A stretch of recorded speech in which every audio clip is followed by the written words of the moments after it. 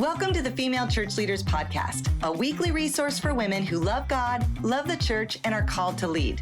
I'm your host, Kadi Cole, church leader, author, and executive coach. After more than 30 years in full-time ministry, often as the only woman at the table, I understand how meaningful yet challenging your calling can be. That's why I created this podcast, to remind you that you're not leading alone. Each week, I'll share practical tools, biblical insights, and honest encouragement for the real challenges female leaders face in ministry, so you can grow your skills, strengthen your faith, and lead with more confidence and joy without burning out or striving to prove yourself.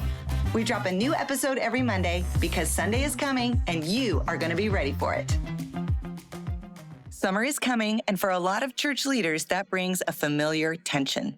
Attendance shifts, schedules get inconsistent, key volunteers are in and out. And if you've led through a few summers, you may already be bracing for it. Trying to cover gaps, trying to keep things running, trying not to lose too much momentum before fall. That mindset will wear you out because you're leading summer like something to survive instead of something to steward.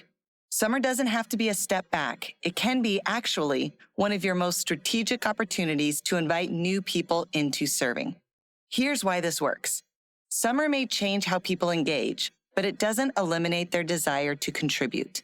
In fact, research around volunteerism consistently shows that people are more likely to step into serving when the commitment is clearly defined, the timeline is short, and the experience feels relationally meaningful. Short-term, defined opportunities often lower the barrier to entry and increase participation, especially for people who hesitate to commit long-term. That is exactly what summer offers, a natural season where people expect things to be temporary, flexible, and different. So instead of fighting that, use it. Every week this summer could become an opportunity to invite someone new into your ministry. Let's walk through 10 ways to lead your ministry well this summer. Number 1, rethink summer instead of defaulting to survival mode.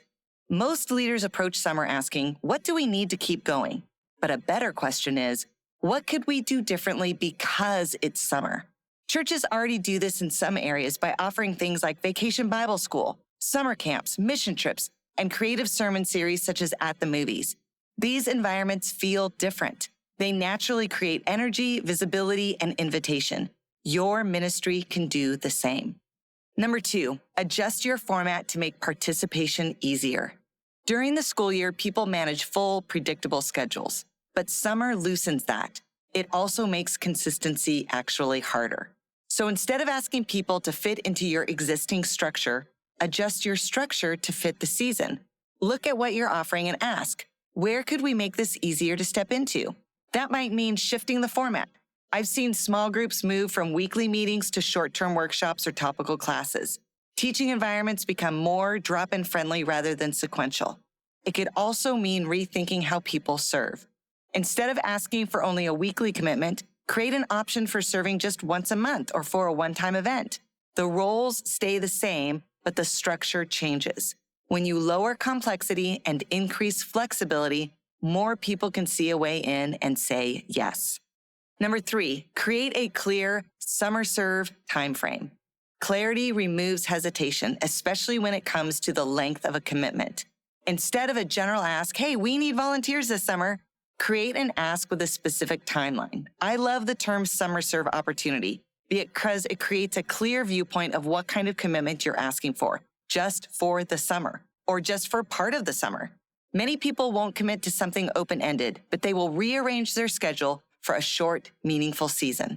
Number 4, offer short-term commitments that feel doable. This is where many leaders miss the opportunity. They ask for long-term commitments in a short-term season. Instead, align your ask with reality. Make the opportunity 1 week long, 4 weeks, 6 weeks. People will step in for something temporary that they never would commit to long-term. Number 5, now this kind of goes against modern recruitment theory, but for the summer, recruit around need, not just calling. Not every invitation has to match someone's long-term gifting. Sometimes the most compelling invitation is simple. This matters, and we need help. There are people in your church who will respond to that. They have gifts of service or gifts of help or they're looking for something that will really make a difference. They want to contribute. They just need a clear place to step in and to know that you need them. Number 6, engage people whose availability shifts in the summer. Summer opens doors for different types of people who might not normally be available. Middle and high school students are more available. Young adults usually have a different rhythm in the summer. Even empty nesters likely have more margin in the summertime. If you don't intentionally invite them, you'll miss them. But if you make the ask, you might just find people who are ready to step up in ways they couldn't during the school year. Number 7, build event-based serving opportunities. Not everything has to be ongoing. Summer naturally includes things like camps, baptisms, special events, and those are perfect entry points. People are more likely to say yes to a moment than to an ongoing role. So use those natural events in the summer to recruit new people. Often, that moment leads to something more long-term. Number 8, make training simple and accessible. Training is often the biggest barrier, not someone's willingness. If it feels complicated or time-consuming, people will hesitate jumping in. So simplify it. Offer a 1-hour training after service one Sunday. Create some short videos you can email them that they can watch anytime. Or train people by allowing them to shadow someone during a regular Sunday service. Make it easy to get started and to feel successful. Number 9, prioritize relationships, not just roles. People might sign up because they want to serve God, but they stay because they feel connected. So don't just place people into positions. Take the time to introduce them to each other. Follow up with them. Ask how it's going. Create space for conversation. Use summer as a way to build a sense of community that will sustain them in more long-term engagement. And number 10, finish well and keep the door open. How you end the summer really matters. Celebrate your new volunteers, thank them clearly, and articulate their impact. Then give them freedom. The last thing you want to do with a summer serve opportunity is to create a bait and switch or guilt them into staying on your team. Simply say, thank you for fulfilling your commitment, and please know you're always welcome back. That kind of posture creates trust, and many will return when the season is right, even if the season is next summer. When you lead summer this way, everything changes. You're not just covering gaps. You're building a deeper bench, a stronger substitute team, probably even new leaders and definitely some fresh energy. And your ministry moves into the fall stronger, not depleted. One more piece to pay special attention to, your own leadership. There's a point in the summer where things will stabilize. New volunteers are trained, the schedules are working, and that leader is your moment. Please take a break. Step away, even if it's only for a short time. Let your team lead without you. You don't need to earn rest, but you do need to access rest in order to lead well. Ephesians 4:16 says, "From him the whole body grows and builds itself up in love as each part does its work." Growth happens when more people are engaged and building up the body together. Every new volunteer you invite in strengthens the body and makes your church more complete. So here's your action step. Choose 2 to 3 of these ideas and implement them this week. What can you rework and simplify for the summer? How can you make serving more accessible in this next season? What group of people might be looking for a place to serve with their time this summer? Keep it simple, be intentional, and start inviting people in. This might just be your best summer yet. If this podcast sparks some new ideas for your ministry, you'll want to also check out our featured resource this month called Emerging Trends in Leadership Development. It explains the top 5 trends to keep in mind as you recruit new volunteers and develop leaders. You'll find that in the show notes. Keep challenging yourself to grow as a leader and move your ministry forward.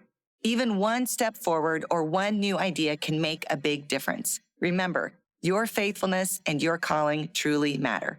And we are here to cheer you on every step of the way. I'm so glad we got to spend this time together on the Female Church Leaders Podcast. I hope you're walking away encouraged, equipped, and reminded that your calling truly matters. To keep growing, join us for our next Closing the Leadership Gap cohort at closingtheleadershipgap.com.